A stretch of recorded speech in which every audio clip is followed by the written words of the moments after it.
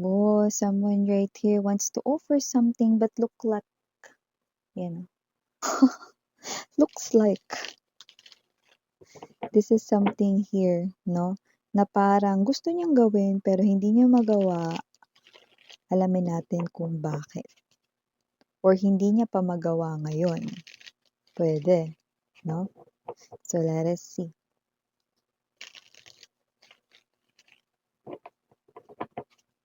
Okay. But he or she is working on it actually. Okay, may changes akong nakukuha sa kanyang energy. So, even though there's something here stopping, he or she is working on it. Okay? Parang naghahanap ng possible solution in this type of situation involving you. Guys, yes, ikaw na nanonood ngayon, nakikinig sa aking boses at nakatingin sa screen ng cellphone, tablet, handphone, notebook, laptop, computer, desktop mo. Ano man ang gamit mo, let's go.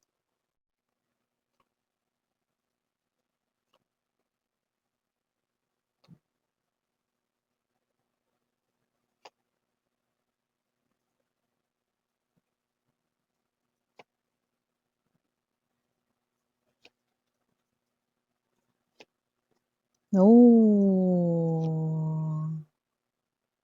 very big message, no? Kung sino man itong energy na to connecting here with you guys, dati po wala siyang pakialam sa inyo pero iba na ngayon.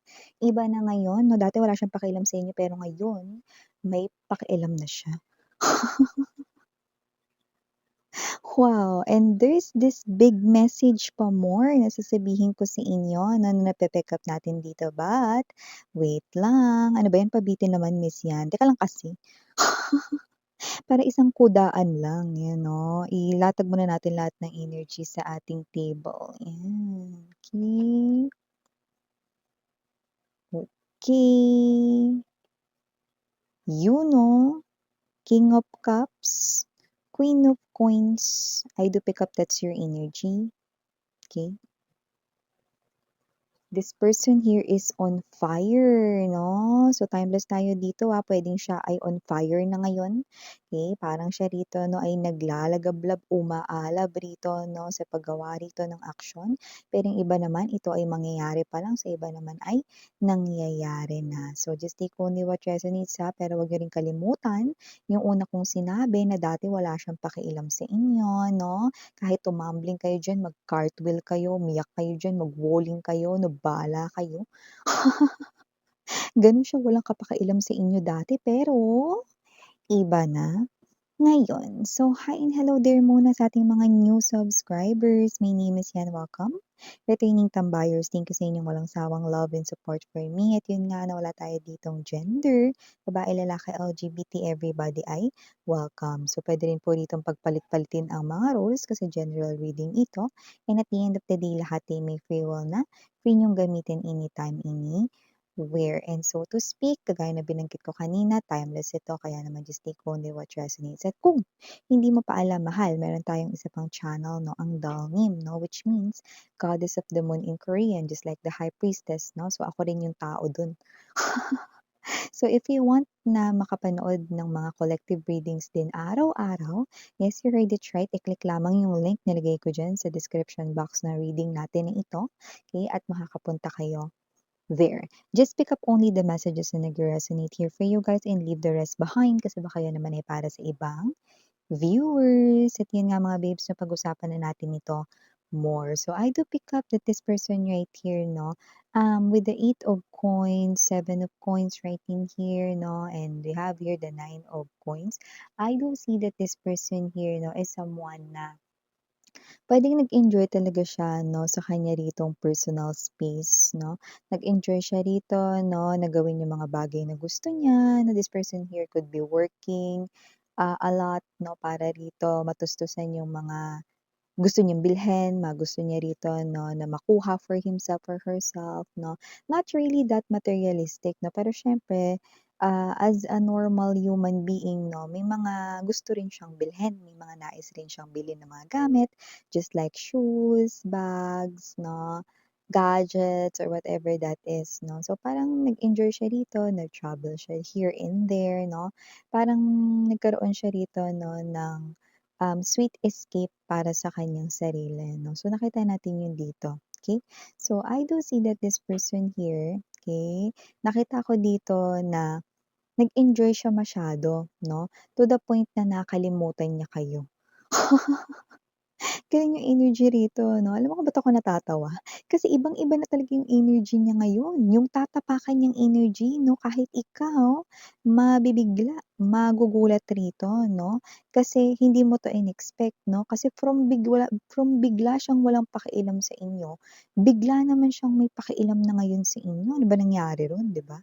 So, kasi naman 'tong energy na 'to 'no, this person right here 'no, with this Seven of um, Wands energy, King of Swords in reverse, and the Eight of Swords right in here. Alam mo ba kung ano yung mas mabigat pa ron 'no, na mensaheng sasabihin ko? Yeah, this person right here is someone 'no, full sa kanya ritong pride at ego pero wag ka, 'yan 'no. Handa na siya ritong hindi lang basta ibaba ang kanya ritong pride 'no, dahil tatanggalin niya na yung pride niya rito na humahadlang sa inyong dalawa. Woo! Alam mo mahirap ibaba 'no ng isang tao rito 'no, ang ego niya kung ito ay napakalaki at napakatayog, napakataas 'no. Pero siya gagawin niya ito dahil alam niya, okey, mukhang late niya na-realize, late bloomer 'no. Late bloomer siya rito, na-realize niya na yung pride niya yung humahadlang sa inyo ritong dalawa. And now na nakita niya na 'no, finally 'no, kumbaga parang alam mo yung energy na ano, isa itong klase ng quiz 'no, na parang yung quiz nung isang araw pa pero itong sagot rito sa quiz na 'to, na-realize niya mga babes no mga 3 taon na. Mga 4 years na taon na 'no, like ang tagal 'no. Hindi ko sinabing yun talaga yung time period, pero parang late niya in short, na-realize 'no na yung pride niya, yung malaki niyang ego ang nagiging hadlang sa inyong pagsasama, sa inyong koneksyon 'no. Kaya naman mga babes, ito ay isang malaking good news para sa kanya kasi kailangan niya rin talagang magbago rito 'no. Pero kung ito rin ang hinihintay mong mangyari na na-miss yan, sana naman tanggalin niya na yung pride niya, 'yan 'no. Sana mangyari yun kahit yun ay isang malaking himala. Well, mangyayari na or nangyayari na dahil nakita ko ritong nakabaligtad na ang King of Swords in reverse 'no, at ito ay sinabayan pa ng iba pang mga baraha rito 'no, na nag-i-indicate ng added information na itong tao na 'to ay ready na ritong hindi lang basta magpakumbaba sa'yo, kundi ready na talaga siya ritong putulin ang kanya ritong pride or ego para lamang sa inyong koneksyon. Huh! Para kang nabunutan ng tinik dito. Kung sino man 'tong energy na 'to 'no, with the Six of Swords right in here, Justice, medyo nahihiya lang siya 'no, sa mga pinaggagagawa niyang immaturity noon 'no, pero itong tao na 'to 'no, ay gagawa ng action. With the Justice card right in here, this person here is someone 'no, who wants to make things right, who wants to clear things out here with you guys 'no. Medyo nahihiya lang siya rito sa kabila ng kanyang mga nasabi, Five of Swords in reverse energy at sa kabila ng lahat ng mga ipinaglaban niyang nonsense noon. So itong tao na 'to na nakita ko rito na ma-pride siya rito ng sobra at yung pride niya rito yung nakasira sa inyong dalawa 'no, at yung mga mali niyang desisyon. Because the King of Swords in reverse, kapag yan ay naka-upright 'no, yan yung nag-iisip talaga 'no, bago isagawa yung lahat ng mga gusto niyang gawin, pinag-iisipan niya muna, ito ba ay tama, ito ba ay mali o whatever 'no. Pero kapag ito ay, in reverse position 'no, ito yung hindi nakapag-isip ng tama. Basta na lang dito 'no, pumasok sa isang desisyon na, "Okey go," yan na yun 'no. So, nakita ko rito na medyo nahihiya siya 'no, yun yung peg niya rito 'no, sa paglapit niya sa inyo kaya nagiging mabagal. Pero with the Justice card right in here, this person right here wants to make things clear 'no. So iki-clear out niya rito 'no ang kanya ritong mga kamalian sa'yo. May mga nasabi siya rito with the swords 'no, na parang wala sa hulog, mga nonsense 'no, na mga bagay at puwedeng mga salita na Sharpie or nakapagpasakit ng damdamin mo. So, nakita ko dito 'no, sweethearts 'no, collective my love. Nakita ko dito that with this full card energy right in here 'no, this person right here with the Eight of Swords in reverse is also an indication na no one can stop him or her. Okay? So if you think that there's a silhouette because yung iba sa inyo pwedeng yung person ninyo 'no has gone with the third party, lumipat, tumalon na parang tipaklong sa third party na tao 'no or ahas.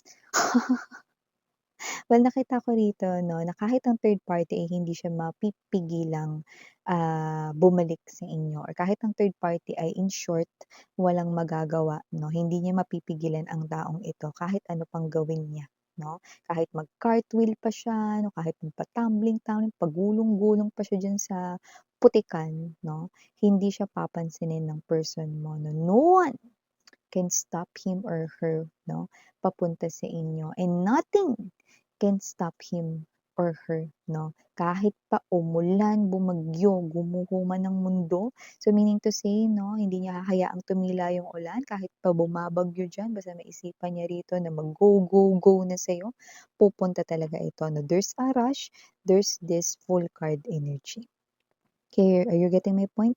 Meaning to say, umulan man, bumagyo, bumaha, may bagyo man diyan 'no, kahit walang masakyan 'no, kapagka nandodo'n yung talagang alab ng kanya ritong emosyon, pupuntahan ka nito, okay? Kahit mag-alay lakad pa siya. Eh, kung wala siyang pamasahe, mangungutang siya. Lahat ng imposibleng sitwasyon ay gagawin niyang posible 'no, sa kanya ritong buong kakayanan, gano'n kalupit yung nakikita natin dito 'no, na action 'no. Naku, sana miss yan, ginawa niya yan dati, eh, late bloomer nga anong gagawin natin? Ngayon niya lang na-realize, eh, 'no? That's your person, 'no? Yun ang nakita natin dito. But with the King of Cups, Queen of Coins energy, I think that's your energy here, sweetheart, 'no? Medyo tahimik ka lang, 'no? And you are paying attention here with your own business, with your own world, 'no? Particularly, you also have here other things to do, no? Personal matters na inaasikaso, no? But with the King of Cups energy, no? Natataglayan na energy ng person mo, your person right here, susuyuin niya kayo, okay? And it will be consistent, okay? Kahit na mga babes magpabebe pa kayo rito, kahit na dedmahin niyo pa siya, kahit na hindi niyo pa siya rito pansinin, o kahit na wala pang kahit na anong reaksyon na makuha kahit man lang sa mukha or kilay mo, this person will not stop from there, okay?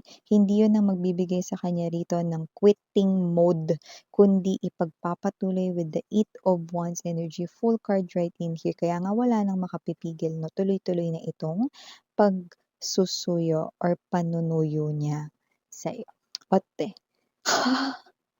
nasa inyo yan mga babes 'no, kung papasa ba itong person na 'to sa inyo, 'no? So, nakita natin dito that this someone here 'no, is someone na wala talaga siyang pakialam sa inyo plus ang laki pa ng ego niya 'no, before. Pero 'wag ka, iba na ngayon 'no. Ang dating taong walang pakialam sa'yo, eh, ang laki-laki na ng pakialam sa'yo ngayon dito 'no. Kasi parang alam mo yung energy niya mga babes 'no, parang 'pag hindi niya nagawan at hindi niya nasolusyonan itong problema niya sa'yo, okey, sira rin ang buong mundo niya. Nakuha mo? Gano'n siya may kapakialam sa'yo ngayon, okey? Lalo na ngayon na may laya ka ng gawin ang lahat ng bagay na gusto mo, Queen of Coins energy, 'yan, okey? Pero tandaan mo, Renz Berano, umulan, bumagyo, gumuho man ang mundo, 'yan, oh. Kayo at kayo pa rin daw, 'yan, oh. Kaya naman mga babes 'no, paano mo siya hindi mare-remember, eh, aaraw-arawin kayo nitong suyuin, 'yan, oh. Just prepare here mga babes 'no, kasi nakikita ko rito maaabala talaga kayo. Mapaimportante man or hindi ang inyong ginagawa or kahit nagre-relax lang kayo, this person here will definitely, okay, come right after you. Okay, in any means, ways, shape, end form. So yeah, alam ko hinihintay niyo yung initials, wala, eh, pero meron tayong number dito. So we have here number 9, which is an indication right here that this person here is someone 'no, na magte-take rito ng courage 'no. Punong-puno siya rito ng courage para ito ay gawin at ipagpatuloy. And last but not the least number, we have the number 7. So meaning to say this person right here is naka-defense mode, not being in denial about the immaturity na nagawa niya before, pero dedepensahan niya rito mga babes 'no, yun nga 'no, na muli rito na humadlang ang pride at ego 'no, dito sa inyong samahan or connection. Like hindi niya na yun hahayaan ever. So yeah, these are all the messages we've got right here for you, sweethearts. Thank you so much. Sarang Heyo, love and light again. I'm Yan. Annyeong.